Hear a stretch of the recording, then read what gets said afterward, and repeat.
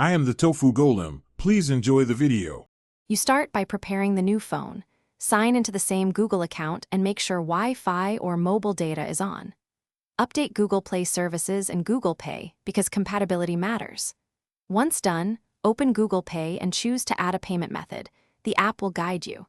You need your physical card and SMS access for verification, so keep your phone and card handy. Make sure Bluetooth is enabled if you plan to transfer tokens from another device. Now you add and verify cards. Tap Add Card, then scan the card or enter numbers manually. Scanning speeds things up. After submission, your bank will request verification, usually via SMS code, bank app confirmation, or automated call, so follow that prompt. Once verified, Google Pay tokenizes the card for secure NFC use. That's why you don't share full numbers. Finally, set your preferred default payment and turn on biometric unlocking, which speeds finish by testing a low-value NFC tap at a terminal. If it works, you're set. Once confirmed, remove cards from your old phone or sign out remotely. This prevents duplicate devices using the same token.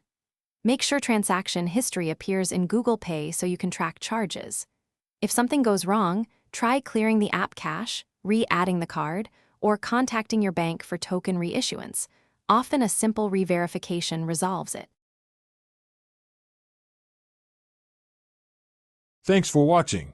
Consider subscribing if we helped you today.